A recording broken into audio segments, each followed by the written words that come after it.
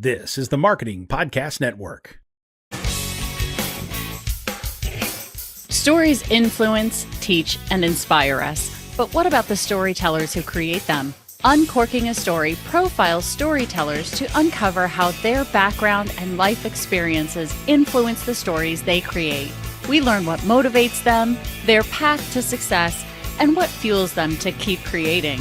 It all starts by asking one simple question: where does your story begin? Welcome to Uncorking a Story. Now here's your host, Mike Carlin. Well, hello and welcome to Uncorking a Story. I'm your host, Mike Carlin, and today I'm excited to introduce you to Rose Patruno. When still a teen, Rose decided to become a writer, and at the age of 20, she defied the path laid out by her patriarchal family and left her home in Puglia, Italy, leaving her family behind to follow her own passion, that of art and literature, to discover Paris, the city of lights. She joins me today to talk about her first book in the thrilling new adult fantasy series, The Hidden Heir. Welcome to Uncorking a Story, Rose. Thank you.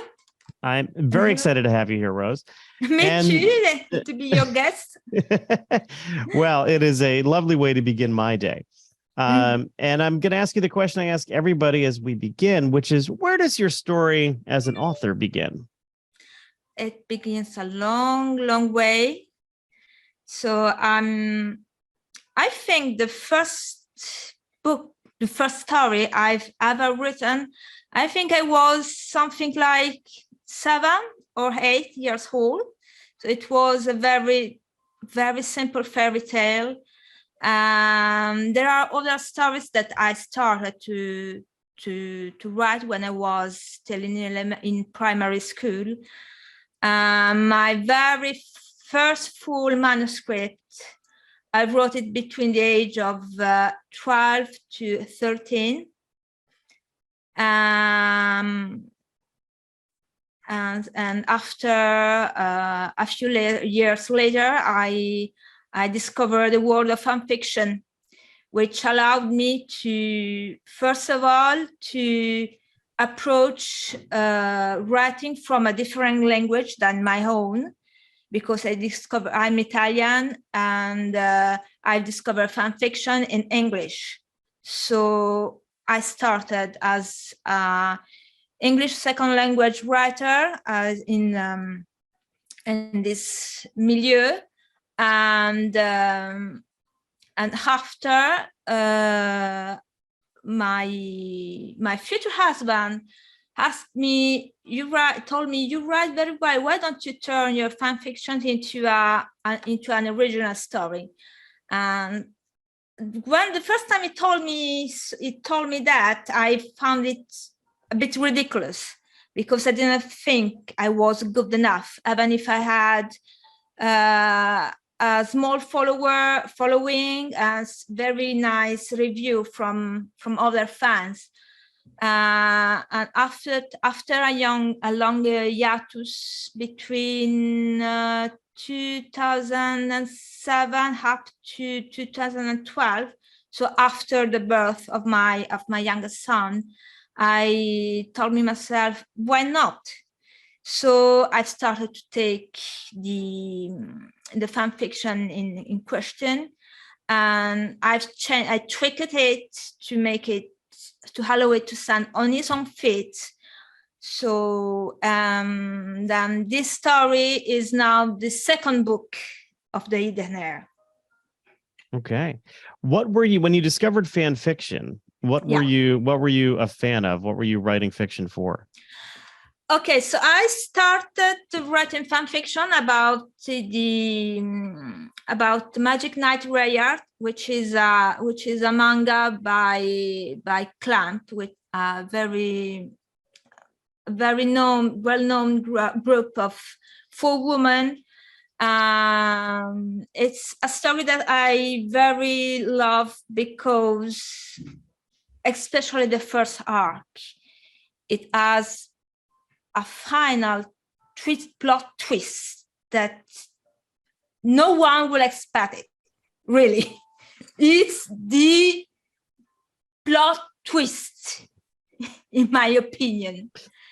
And after that, a friend of mine lent me the first Harry Potter book. It got me hooked, and I still write about this character. That's all. When I want to go back to, you said you wrote your first full-length manuscript. You may have been 12 years old, if I remember correctly. Mm-hmm. What was that about? Do you remember what that was named, and do you still have it? Okay. The title, I'm sorry, it will be in Italian. It was La Fenice non spiccò il volo quel giorno.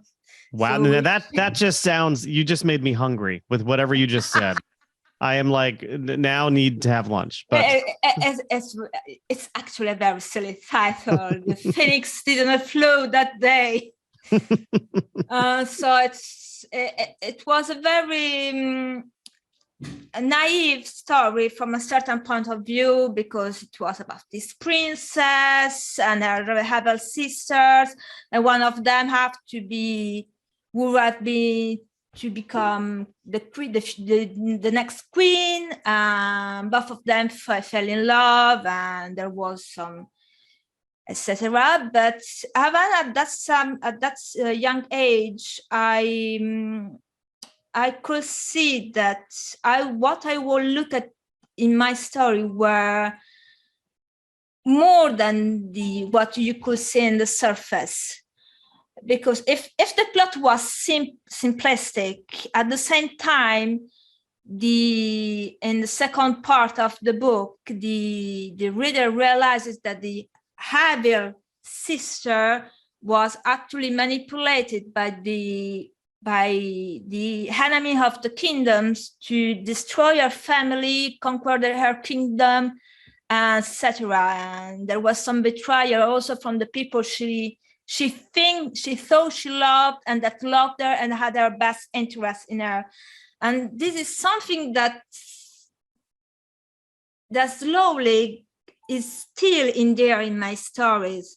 The multi-layer lecture of a plot, something that is simple at the first glance, but you need to scratch under the surface to see that there is more actually, and it's not that simple.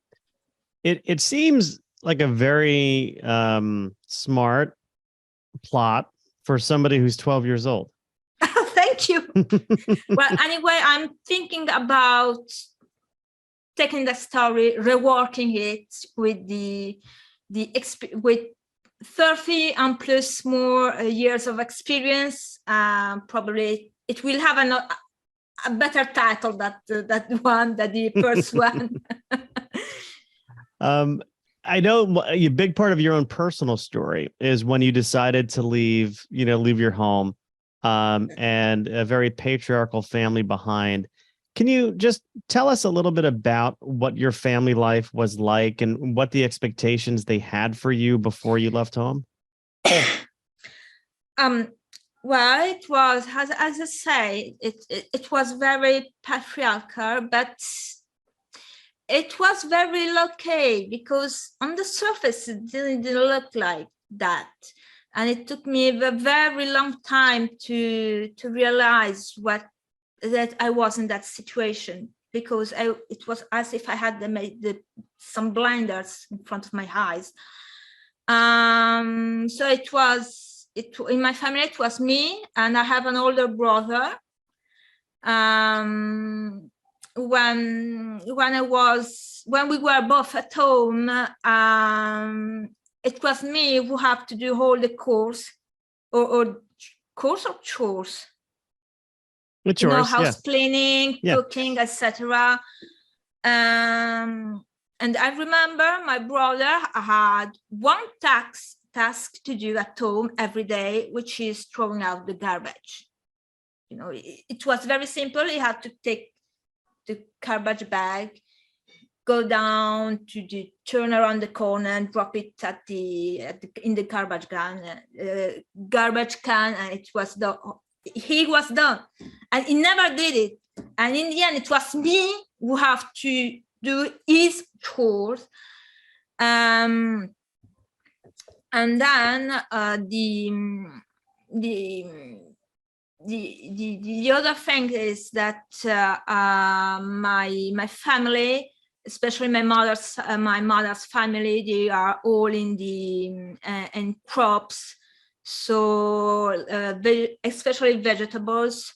So it was sort of expected that I would follow my mother's footsteps. So go with her, working, picking grapes, cherries, potatoes, zucchini, you think, or everything. But actually, I wanted to be a comic artist. I wanted to draw comics because it allowed me to join my two passions, which were storytelling and drawing. So when during my last year of high school, because I managed to go to high school unlike most of my cousins, I looked for a school that would allow me to realize this dream, and I found one which was in Jesi, it was a town, a city I'd never heard of, but I told myself, Jesi looked like a city that my parents would allow. It wouldn't be as expensive as Milan or Rome, where there are other two schools. So when I talked about this project of mine, my mother looked at me and said, okay, but you have to pay for it, and you have to find yourself a job and save your money to go there. It's not a problem. Anyways, what I had planned, because the classes, they were 2 days per week. I can't remember how many hours per day. But then I will have the rest of the week to get a part-time job somewhere to pay for myself. And then my father said, I don't trust you being alone in a town, in a city where you know no one. I think you should go to Rome, where we have family. And Rome is quite expensive. And after that, we started to look at the accommodation and everything. And then my parents told me, it's quite expensive. We have just bought a new apartment or new house. We can't afford it. So I'm sorry, but you have to give up.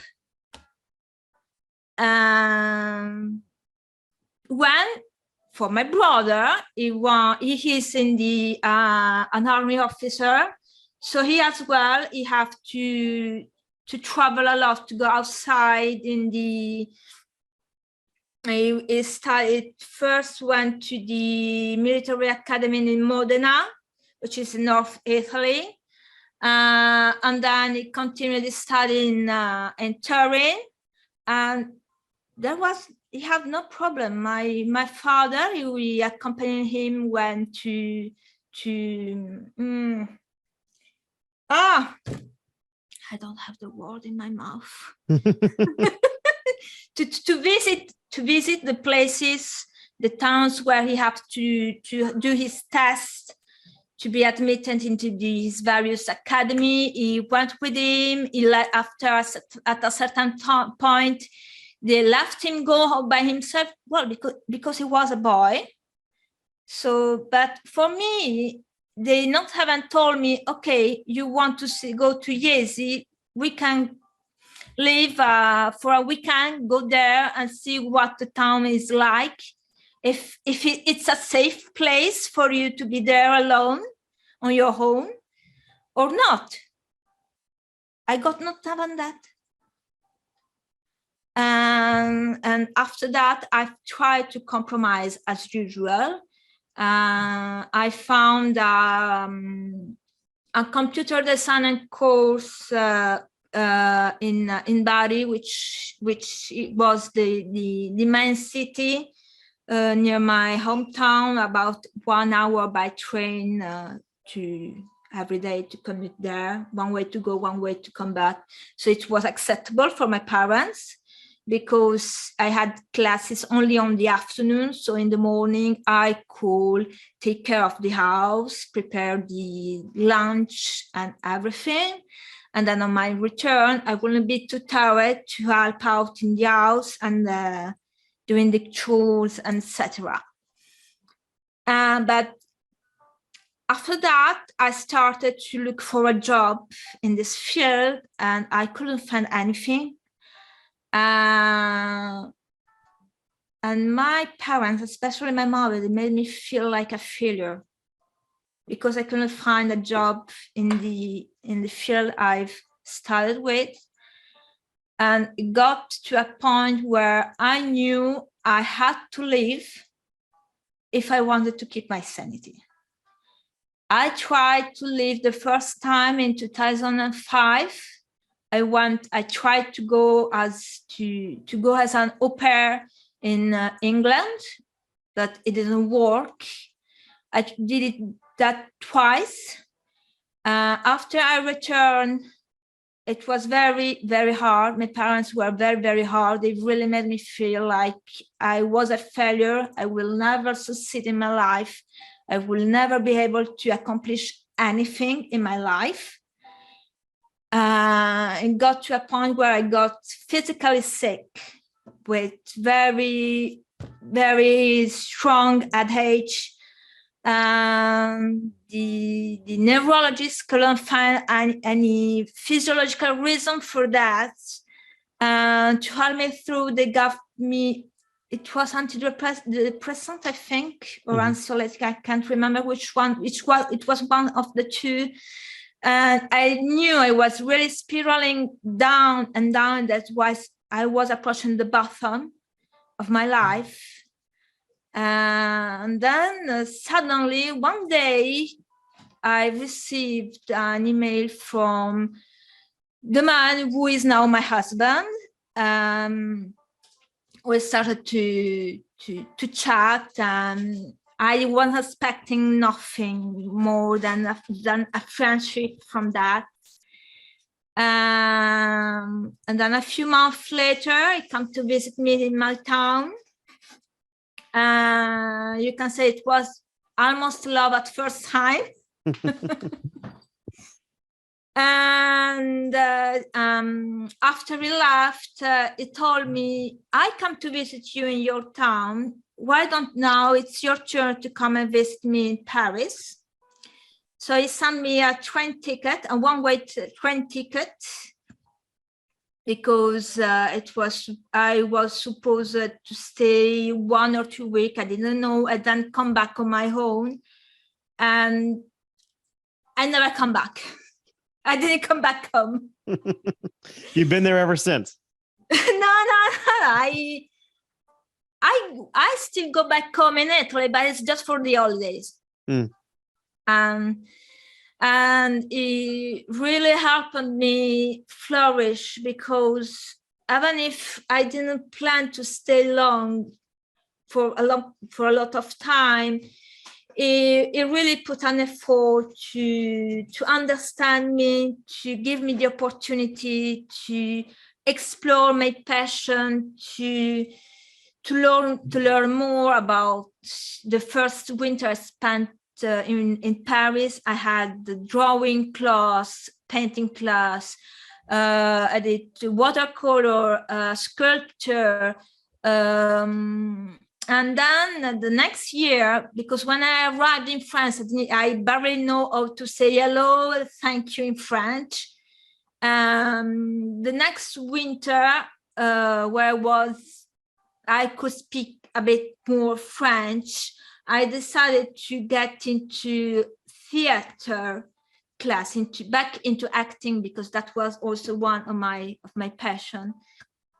And the fact of forcing myself to learn by heart a text in the language and try to pronounce the words as best as possible it helped a lot. It helped me a lot. All these activities helped me to surround myself with like-minded people, which was something that I didn't have at home. Did you find as you were spending more time, as you started spending time in Paris, that your headaches went away? Pardon? Did you find that you started to feel better, that your headaches went away? Yes, because I not only I have this more stimulating environment around me, but I also had a different lifestyle here, because my husband, he had the habit to go every night, every evening to the gym. So I had to go with him. It was funny because we only have to cross the roads to get to the gym. And so the fact that from one side, I was intellectually stimulated. From the other side, I had a more active, physically active lifestyle with a different with a different diet, because I didn't eat this in the same way as I did in Italy. And all these things slowly but surely allowed me to feel better. I remember I had brought my medicine with me from Italy for my age. I think I took them once or twice during the first 1 or 2 months, and then it was over. And the day they perished, they weren't good anymore, and I had to throw away. It was so liberating, because it was like closing a chapter, a definitive close of a chapter of my life. Mm-hmm. And from that moment, there were only good things for me ahead. How did the relationship you had with your mother and father change after you left home? It didn't change right away. It took some time, because at the very beginning, I called them more than once a time, more than once per day, every day. Every time it was 1 hour, 1 hour long calls. And I didn't see the issue back then at the very beginning. I started to see the issue after I myself became a mother. Because my oldest son has some issue, my mother always told me, "Oh, don't worry, it's just late. He'll learn to speak properly once he starts school. Don't worry, it's normal. Don't worry, everything is fine." But nothing was fine. So when we were told that there was a suspicion of autism in my oldest son, it was an eye-opening experience for me toward my relationship with my parents. And one thing that my mother used to say when I started to confront her about the fact that she never put an effort to understand me and encourage me in what I wanted to do, she always said, "Come la fai sbagli," which means whatever parents do, they do it wrong. But now I know that this was a way to justify herself to feel better, and not about the fact that they didn't bother about putting an effort to understand me, understand what the problem was, which were my problems, my issue, and why they never put an effort to understand. And so now it's still painful because they are my parents. I still love them, and especially after my mother was diagnosticated with cancer, with breast cancer. Mm-hmm. And when one of our doctor called me and made me understand that my mother didn't have much time left. Until the very last day, the last time I saw her, I really hoped that she would say, "I'm sorry, Rose, that I didn't understand you. I should have done a better job." She didn't say that. Yeah. It was me who told her we didn't understand each other, as a way to let her pass in peace. For me not to have regret of letting her go with anger and anger and sadness. I don't know if sadness is not the right word. I'm not sure.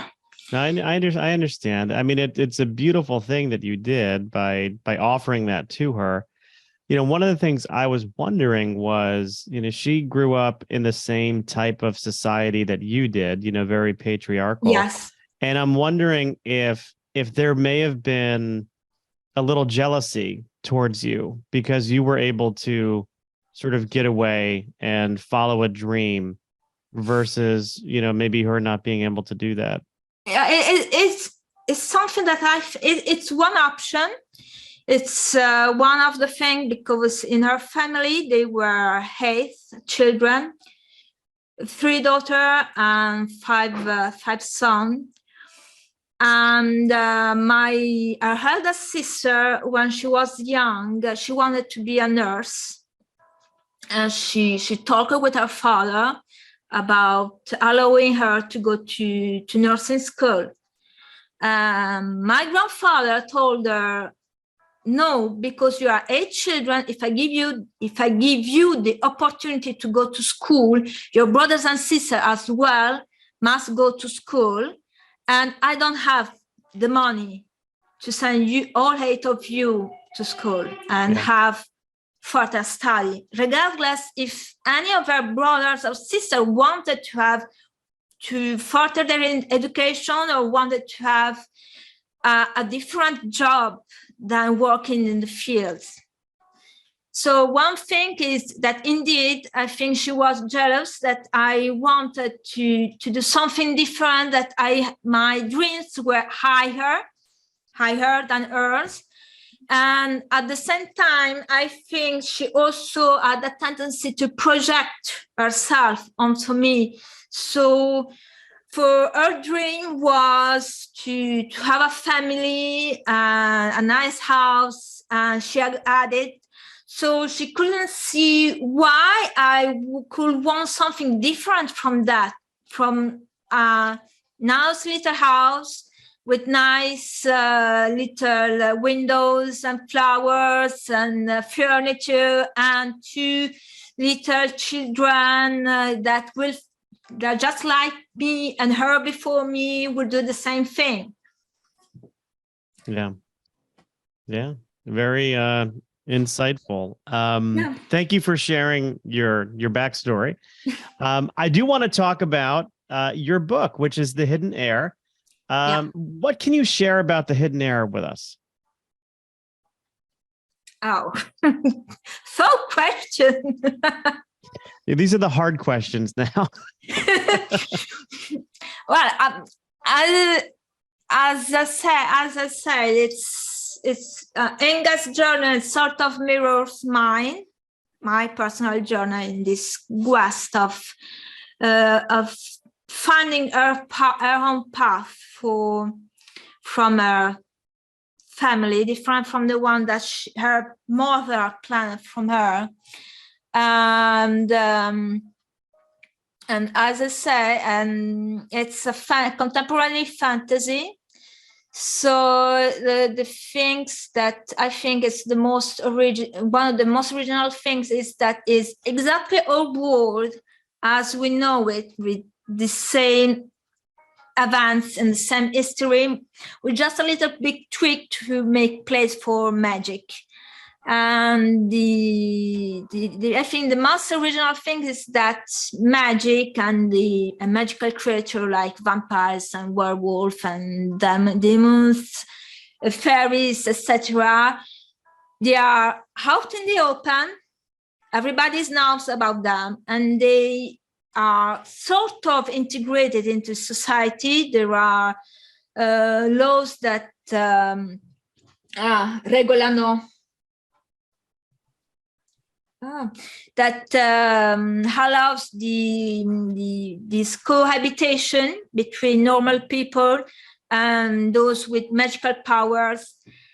And because of that, it doesn't mean that it's a perfect society, because Inga herself is a victim of prejudice against magic, because let's not forget that for a very long time there we have the witch hunting since the Middle Ages. So it's some things are hard to forget and to put aside. So in a way, I can say that what Inga experienced, this issues she has, can be seen as a metaphor for all kind of prejudice we see nowadays in the world. Yeah. And this is you meant this to be a series. So this is the first book in the series. When do you know? Do you have an ending for the series yet? Do you know where it's going? I know where the story is going. I have 4 books planned. I'm currently writing the 3rd one. I mean, writing the first draft of the 3rd book. The 4th book is still an idea, a general idea, but which is more quite developed. And recently I had a small novella that should take place between book 3 and 4. And then there is a side story that is a sort of bridge between this series to another series that I'm planning to write. And it seems like, kind of given the topic, anybody who is interested in books, like the Harry Potter books, seems like that would be they'd be an audience for this. Is that right? Yes. Maybe, but more for adults, right? Yes, because, well, Harry Potter is followed the protagonist through middle school to high school, but after that, learning is not over. There are the college years, even if there is no, in the Harry Potter world, there is no university of magic. Right. Well, this is very exciting. Where, once the book comes out, and this will air after your launch date, where can people go to buy your forthcoming book, The Hidden Heir? It can be it will be found on Amazon, because I'm self-publishing. If I'm not mistaken, libraries and bookstore should be able to order it as well, but mostly Amazon, both ebook and paperback. Very good. So Amazon.com. We'll be sure to put a link to the book in our show notes, along with any ways in which people can contact you. I assume, Rose, you've got some social media accounts that you can share with us? Yes. So you can find me on Facebook. I have created an author page. You can find me on Twitter, Instagram. What else? I think that's everything for now. I think I should still have a Tumblr account, but I have to use it in ages. Well, then, of course, there is your website, which is Rose. And the website, yes. Obviously. Yes, we'll put all of the ways in which people can contact you in our show notes, so people don't feel like they have to write it down right now. Rose, thank you so much for stopping by Uncorking a Story and letting me uncork your story. Thank you, and have a nice day. You too.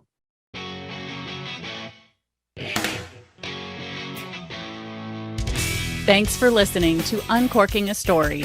If you'd like more information about today's guest or to find out more about Mike, go to uncorkingastory.com. If you enjoyed the show, please subscribe, rate, and review us at Apple Podcasts, Spotify, or wherever you get your podcasts. Tune in every week to hear Mike Carlin uncork a new story.